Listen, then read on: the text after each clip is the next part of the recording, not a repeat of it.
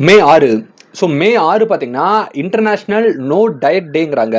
So diet அப்படிங்கிற ஒரு விஷயம் வந்து இந்த அன்னைக்கு கிடையாது.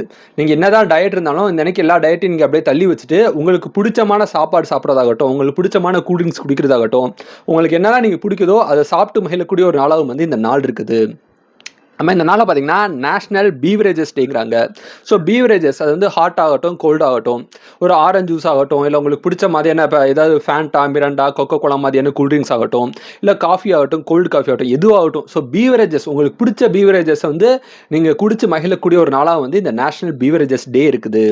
நம்ம இந்த நாளை பார்த்தீங்கன்னா நோ ஹோம் ஒர்க் டேங்கிறாங்க. சரி, எப்போ பார்த்தாலும் பார்த்தீங்கன்னா இந்த ஸ்கூல் படிக்கிற பசங்களுக்கு ஹோம் ஒர்க் அப்படிங்கிற ஒரு விஷயம் வந்து பெரிய ஒரு தலைவலியாக இருக்கும்.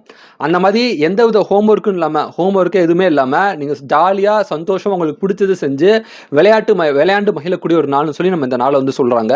ஸோ இது போக உங்களுக்கு மே 6 வேறு ஏதாவது டே தெரிஞ்சால் கமெண்ட் பண்ணுங்கள். இந்த நாள் இந்த உலகத்தில் யாரோ ஒருத்தருக்கு பிறந்த நாளாக இருக்கும். உங்களுக்கு பிறந்த நாளாக இருந்தால் உங்களுக்கு என்னோட இனிய பிறந்தநாள் வாழ்த்துக்கள். Happy birthday to you. Thank you.